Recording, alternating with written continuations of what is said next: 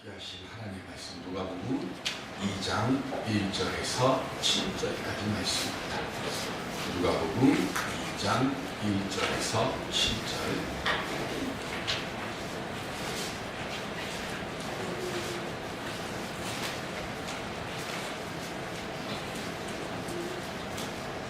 누가복음 2장 1절에서 7절.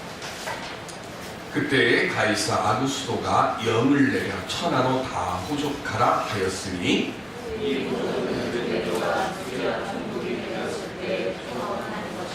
모든 사람이 호족하러 각각 고향으로 돌아가매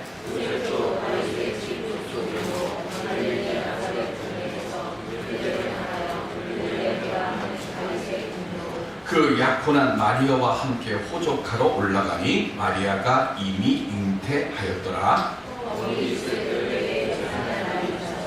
첫 아들을 낳아 강구로 싸서 그 이후에 누였으니 이는 여간에 있을 곳이 없음이로라. 아멘. 우리 함께 누가 함께 인사하시기 바랍니다. 메리 크리스마스. 메리 크리스마스. 네, 메리 크리스마스 뜻이 뭔지는 아시죠? 주님 오심을 찬양합니다. 기뻐합니다. 이 뜻입니다. 교회 안 다니는 사람들도 1년에 적어도 하루 정도는 주님 오심을 찬양하는 소리를 합니다. 메리 크리스마스. 주님 오심의 기쁨이 우리 삶 속에서 충만히 나타날 수 있기를 간절히 기원 드립니다. 성경은 약속을 담고 있는 책입니다. 무슨 약속을 담고 있느냐? 메시아에 관한 약속입니다. 메시아가 이 세상에 오셔서 그럼 뭘 하시는가? 긍휼을 베푸시고 생명을 보듬고 품고 살리고 그리고 회복시키는 하나님의 사랑의 일을 하십니다.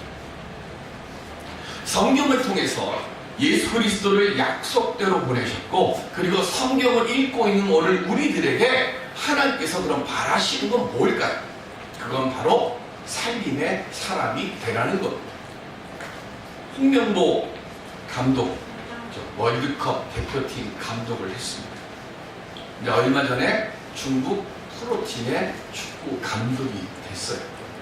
그래서 축구 감독이 돼가지고 계약을 체결하려고 공항에 나갔더니 기자들이 묻습니다. 어떻게 중국 팀에 갈 생각을 합니까? 하고 실망한 듯한 이야기를 하니까 그때 기자에게 홍명보 감독이 이렇게 말합니다. 지난 20여 년간 국민 기대를 맞추는가 많이 노력했지만 이젠 나와 가족을 좀 더 생각하겠습니다. 많은 사람이 내 명예를 말하지만 어떻게 중국팀에 가느냐는 얘기겠죠. 그저 축구를 좋아하기에 중국을 선택했을 뿐입니다. 런던 올림픽에서 사상 처음으로 축구에서 동메달을 딴 감독이 홍명보 감독입니다. 그런데 브라질 월드컵에서 16강에 진출하지 못했습니다. 국민들로부터 많은 비난을 받았고 귀국하는 공항에서는 엿새까지 받고 국가대표 감독에서 물러났습니다. 1년 반 동안 거기서 그치지 않고 계속해서 홍명보 감독에게 우리나라 사람들이 잘하는 게 있죠. 댓글을 날리고 뭐 하고 하면서 너무 힘들었던 시간들을 지냈습니다. 얼마나 괴로웠던지 가족들이 너무 힘드니까 차라리 우리 외국 나가서 살자고 이야기를 했다고 합니다. 성공에만 열광하고 그리고 실패에만 가혹할 정도로 잔인하게 비판을 하는 사회. 그런 사회에서는요, 한번 실패하면 다시 일어설 기회가 좀처럼 주어지지 않습니다. 그래서 어떤 분들이 이야기를 합니다. 우리의 문화를 죽임의 문화라고 말합니다. 똑같이 월드컵 16강에 진출하지 못한 강팀이 있습니다. 그 당시에 영국도 떨어졌고요, 이태리도 떨어졌고요, 그리고 전 대회 우승국이었던 스페인도 16강에 올라가지 못했습니다. 그런데 스페인의 비센테 델 부스케라고 하는 감독에게 스페인 국민들이 브라질 월드컵에서 비록 16강 진출에 실패를 했지만 실패를 배우고 그래서 거기에서 팀을 재건하십시오 라고 하는 격려와 그리고 신뢰를 함께 감독에게 주었어요. 지금까지 감독을 연임하고 있습니다. 실수하지 않고 사는 사람이 있습니까?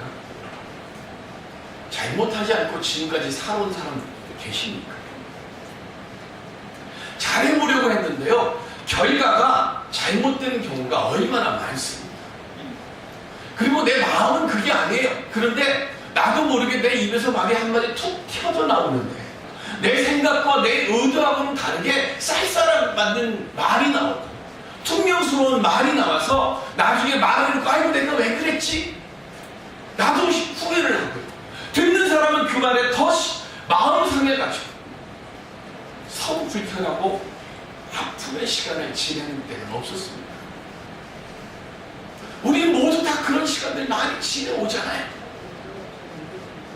남의 실수나 잘못에는 무시무시한 잣대를 들이대면 난도질하는 세상에서는 재기가 일어나기가 어렵습니다. 그러나 따뜻한 눈빛, 사랑의 말 한마디를 건네는 사회에서는 나도 힘을 얻고 그리고 함께하는 모든 사람들이 힘을 얻게 되는 줄로 믿습니다. 이것이 살림의 삶입니다. 그리고 이것이 살림의 사회가 되는 겁니다. 오늘 아기 예수의 탄생을 통해서 우리 모두 다 살림의 말과 살림의 기도가 아름답게 퍼져나갈 수 있는 우리 교회가 되고 우리 가정이 되고 우리 신령들이 될 수 있기를 주님의 이름으로 간절히 기원드립니다. 로마의 황제, 오늘 성경에는 아구스도라고 되어 있고요. 원래는 옥타비아누스 황제, 초대 황제, 기원전 27년서부터 서기 14년까지 재임을 했는데 자신이 통치하는 나라들에게서부터 세금을 좀 제대로 징수하려고 그 목적으로 호구조사를 실시를 합니다. 호구조사에는 이름, 직업, 재산, 친족 관계를 기재하도록 했고요. 당시의 유대 나라는 이스라엘은 시리아에 소속되어 있었어요. 우리가 어떻게 되는가 하면 서울특별시, 강북구 이렇게 돼요. 그죠? 이거는 이제 동은 여러 개가 있잖아요. 그러면 마찬가지로 로마 특별시, 그 다음에 수리아 구 이렇게 되는 거예요. 수리아는 오늘날은 시리아입니다. 시리아에 소속되어 있는 한 동네, 그게 이스라엘이에요. 그러니까 수리아의 총독이었던, 시리아의 총독이었던 구레뇨가 칙령을 실행을 합니다. 여기서 우리가 한 가지 질문이 하나 있어요. 몇 년 전인가 도올 김용호 씨가 TV에서 강의하면서 그런 얘기를 했어요. 아니, 세금 내려고 하는데 오타로 이게 만삭이 된 부인을 데리고 거의 오타로 가냐고. 이게 말도 안 된다.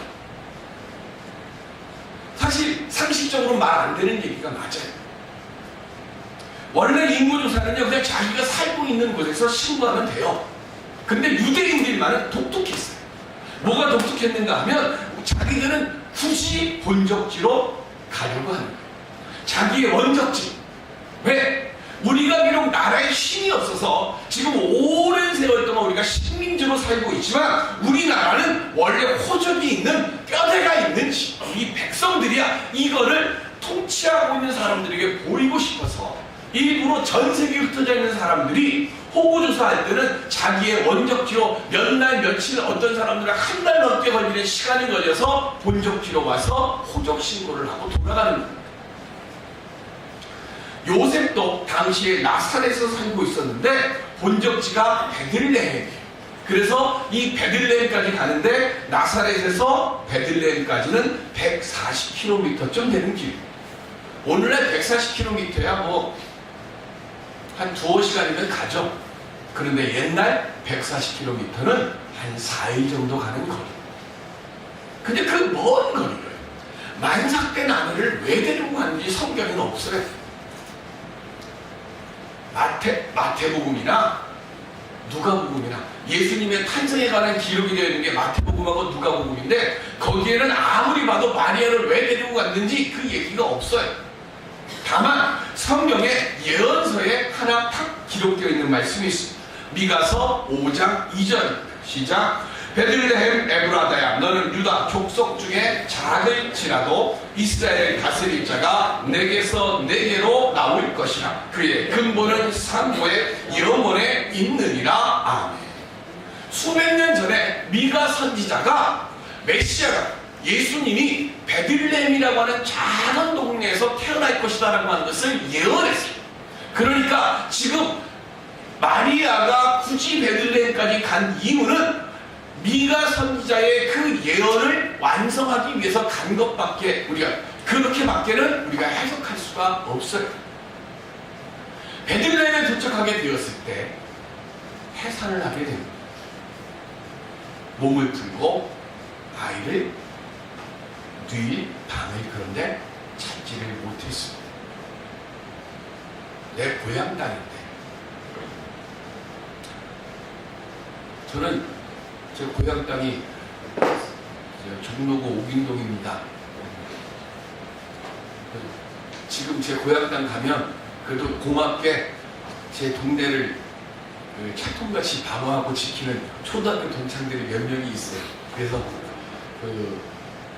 그 중에 제가 제일 출세했다고 얘기하는 친구가 그 효자동에 가면 그 효자 시장이 있는데 그 효자 시장에 그 상조회가 있는데 상조회 회장이 그 친구가 텔레비에 몇 번 나왔어요. 그래서 제가 전화 걸어서 야, 너 출세했다. 제가 그 얘기를 하는 거예요.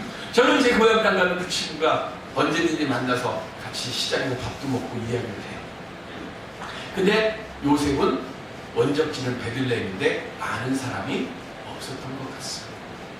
그리고 돈도 없었던 것 같습니다. 돈이 있다고 하면 아무 집이나 돈 지어주고 우리 아이인데 우리 지금 아내가 못 푸니까 좀 봐달라고 부탁이라도 할 텐데 돈도 없고 아는 사람도 없어요. 그래서 아기 예수가 어디에 누였어요? 군유에 누였어요. 짐승들의 먹이통에 누였어요. 하나님이 육신을 입고 이 땅에 오셨는데 그 하나님이 사람이 누굴 자기를 찾지 못해. 그리고 아기 예수님이 태어나신 것을 축하하러 온 사람들은 누가 왔어요? 주위에서 양을 지키던 목자들이 예수님께서 태어나실 때 그때에는 이스라엘 사람들이 메시아를 갈망했어요. 수많은 제사장들과 서기관들이 메시아에 대해 말을 했어요. 그런데 실제로 그들은 오실 것이라고 하는 기대는 아무도 안 했습니다. 왜 그렇습니까? 동방박사들이 별을 찾아서 그 별을 보고 쫓아오다가 별을 잃어버렸어요. 그래서 동방박사들이 어떻게 합니까? 예루살렘에 가서 헤롯에게 이렇게 묻지 않습니까? 마태복음 2장 2절에 시작. 유대인의 왕으로 나신 이가 어디 계시냐? 우리가 동방에서 그의 별을 보고 그에게 경배하러 왔노라 하니 아멘. 수천 킬로미터, 수백 킬로미터 밖에 떨어져 있는 2000킬로미터 밖에 떨어져 있는 동방박사는 하루를 보다가 예수님이 탄생하신 그 징조, 그 별을 보고 그 2~3,000킬로미터의 먼 길을 찾고 찾아서 예루살렘까지 온 거예요. 그런데 막상 그 땅에 살고 있는 대제사장들이나 서기관들은 아무도 하늘을 안 봤어요. 우리가 기도할 때 하늘을 봐야 돼요. 하나님을 보아야지 세상 보면서 기도하면 우린 대제사장들이나 서기관들과 똑같아지는 거예요. 누구에게 기도하십니까? 내 목적을 위해서 기도하는 게 아니라 하나님을 향해서 기도하면 하나님께서 내게 필요한 것을 하나님의 뜻대로 채워주시는 것이 이게 믿음이고 이게 기도예요. 그런데 대제사장들과 서기관들은 자기의 목적만 바라보고 살았어요. 그래서 하루를 못 봤어요. 이 말을 듣고 동방박사들의 말을 듣고 그때서 불이 나게 부랴부랴 성경을 보니까 미가 선지의 예언이 생각나는 거예요. 그래서 베들레헴에서 아이가 태어난다는 말을 확인합니다. 모든 이스라엘 사람들이 고대했지만 정작 메시아가 이 땅에 오실 때는 부정한 사람이라고 간주했던 목자들과 이방 사람 저 2, 3천 킬로미터 떨어져 있는 동방박사만 아기 예수를 경배하는 겁니다. 만왕의 왕이신 예수님께서 이 땅에 오셨지만 세상엔 아무런 변화도 일어나지를 않습니다. 너무나도 겸손하고 보잘것없는 모습으로 태어나셨기에 사람들은 아기 예수를 통해서 앞으로 얼마나 놀라운 일이 일어나게 될 것이라고 하는 건 상상도 못했습니다. 예수 그리스도는 이 땅에 이렇게 오실 때 작은 씨앗으로 오셨어요. 왜 예수님이 높이 높은 저 로마나 그런 곳에서 태어나지 않으셨을까요? 씨를 뿌리고 오랜 시간 농부가 땀과 정성, 시간을 들이고 인내로 기다릴 때 결실을 얻는 것처럼 주님이 주시는 평안, 세상의 변화는 이 기다림을 필요로 하기 때문에 그렇습니다. 지금 내가 드리는 기도, 예배, 믿음 생활이 당장은 답답하고 아무런 일이 일어나지 않고 변화될 가능성조차 보이지 않는 것 같아요. 우리가 하나님께 드리는 이 모든 시간은 결코 헛되지 않는 줄로 믿습니다. 하나님께서는 그 정성과 신실함에 합당한 응답을 우리 모두에게 허락하여 주실 것입니다. 그렇기 때문에 우리는 소망을 품고 주님 앞에 나와 예배 드리고 기도하고 찬송하는 거예요. 오늘 우리의 믿음에는 4가지의 모습이 있어요. 첫 번째는 창조신앙입니다.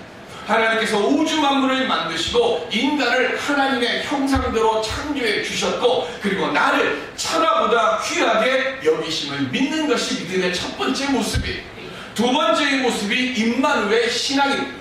이사야서 7장 14절에 보시면 시작. 그러므로 주께서 친히 징조를 너희에게 주시는 것이라. 보라, 처녀가 잉태하여 아들을 낳을 것이요 그의 이름을 임마누엘이라 하리라. 아멘.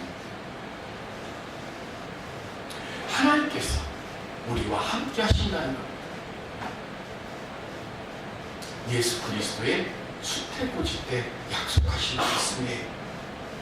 우리가 어떤 모습으로 있든지 하나님은 우리와 함께 계심을 믿고 절망 속에서 소망을 품고 살아가는 우리들이 되시기를 바랍니다. 세 번째가 십자가와 부활을 믿는 신앙입니다. 예수 그리스도의 십자가와 부활이 없으면 우리에게는 용서와 구원이 없고 사도 바울이 고백한 것처럼 우리의 믿음은 헛된 믿음이 됩니다. 네 번째 신앙이 심판과 구원으로 세상에 다시 오심을 기다리는 예수 그리스도의 재림 신앙입니다. 이게 우리의 믿음의 호적이에요. 이 4가지의 믿음에서 우리가 떠나있게 되면 우리는 주님의 은혜의 끈에서 끊어지는 겁니다. 예수님께서 이 땅에 오실 때 십자가에 달리시고 부활하셨을 때도 세상은 크게 요동치지 않았습니다. 오히려 예수 믿는다고 수많은 핍박과 박해를 당했습니다. 그런데 고문하고 박해하던 사람들이 결국엔 예수님 앞에 무릎을 꿇고 예수를 그리스도라고 시인하는 역사가 일어납니다. 우리의 삶도 이와 같습니다. 비록 예수 믿는 모습 안에서 세상 앞에 부끄러움을 보이고 작고 보잘것없는 삶의 모습 속에서 우리가 살아갈지라도 내 믿음의 호적을 기억하면서 예수 그리스도의 자녀된 모습으로 당당히 살아갈 때 우리 삶을 통해서 하나님께 영광 돌리는 삶의 역사가 일어날 줄로 믿습니다. 야고보서 2장 19절에 보시면 시작. 내가 하나님은 한 분이신 줄을 믿느냐 잘 아는도다 귀신들도 믿고 떠느니라. 아멘. 믿음의 호적이 확실한 사람은 하나님의 말씀을 알고 그 말씀을 신뢰하며 삶 속에서 행함으로 드러내는 삶을 살아가야 합니다. 왜냐하면 귀신들도 하나님의 말씀을 알고 그 말씀을 두려워하기 때문에 그렇습니다. 근데 차이가 하나 있습니다. 귀신들이요, 하나님의 말씀을 알아요. 그리고 하나님의 말씀을 신뢰도 해요. 그런데 뭐가 차이가 있는가 하면 그 말씀대로 행하지 않습니다. 오히려 말씀대로 행하지 못하도록 방해해요.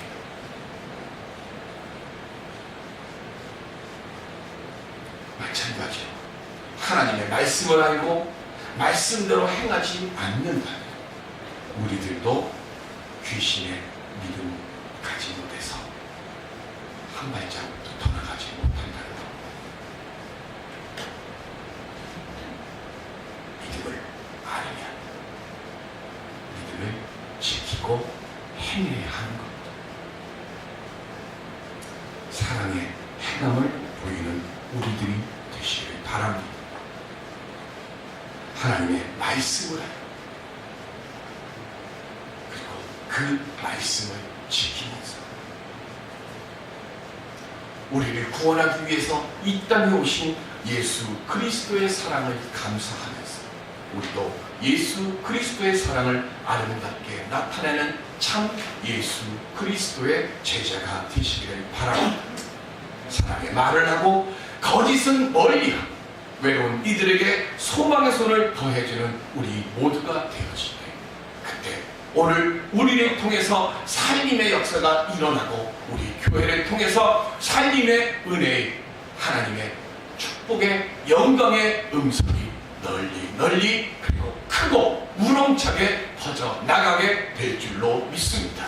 그 은혜의 소리를 외치는 우리 모두가 되시기를 주님의 이름으로 축원드립니다. 기도하겠습니다.